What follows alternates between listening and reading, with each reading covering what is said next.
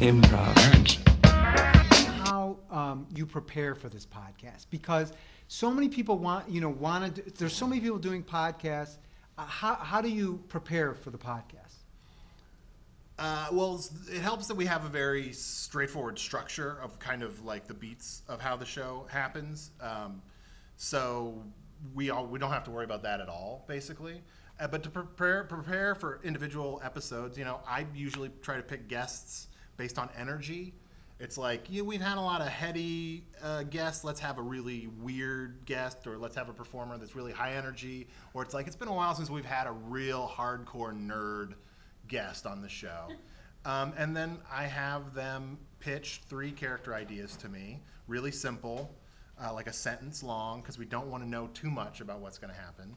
And then we pick one that seems promising, that doesn't overlap too much with things we've already done. And that's kind of it. Then we kind of just let it go, because we like creating the show in the moment. Like, there are certain broad things that we try to protect and are sort of going towards, but mostly we like this being a wildly collaborative process where everyone that comes in puts a permanent stamp on the show. And the thing I find interesting, there's so many, not only that you guys are improvising facts and information about food, but there's also the guests come on and do that. Yeah. How do you keep that straight, Adal?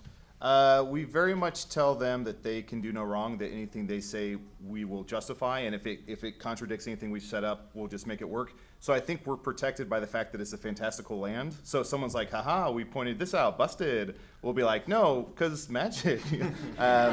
So we're protected with that. And then I think in terms of keeping it all straight, we had a fan start a wiki page. A fan named Stefan started this wiki page for us. And we'll check that every once in a while if we're stuck on something, but I think that's happened like once or twice. Yeah. But I think eventually we'll stop keeping track of things, and then it will just unravel fully. And what I like, Matt, sometimes when I listen to the podcast is there'll be moments where it's obvious that you guys don't know what's going on. Yeah. And it's clear you're laughing or you're trying to suppress that. Yeah. Yeah, I mean, it's a really joyful time that we have recording. It's one of my favorite things. I look forward to it because it is so much based on like true discovery, and the guest is always a wild card in some way. The fun, like Adal was saying, of like incorporating that all in and keeping it, and then adding it to the pile of things we've already incorporated and keeping all that moving forward is a fun, cool challenge for an improviser. It's not like anything else, I think I've ever done. I think it's really fascinating that a lot of audience, our listeners, don't believe it's all improv.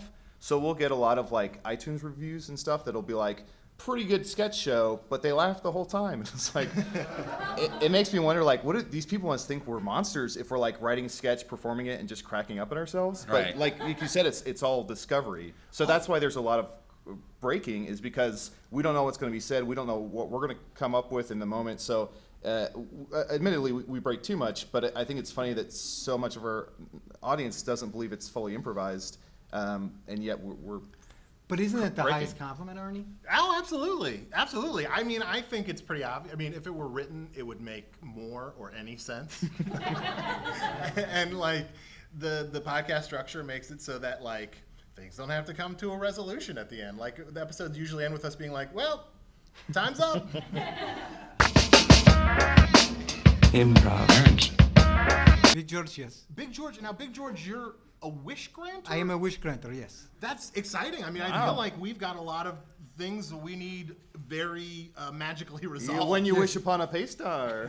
Yes. So I can grant wishes. That I've been doing this for eons and eons. Eons. Yes. Can you grant me one wish? Yes, I can. Can you defeat the demon master? Oh, that loathsome foe of mine. How I do hate him. Yes, I can do that. What you need to great. do, it's no problem. You need to come down to the office, which is our office is known for wishes. Let me write this down. Yeah, write this down. It's known for vicious? No, wish, Oh, it's a wishes. vicious office. Vicious office. You guys are funny, like a punny, like not traditional kind of funny, but more like funny, like a puns kind of funny. Yeah. Yeah. Like Like weird. bizarre. Yeah, a little bizarre. Yeah.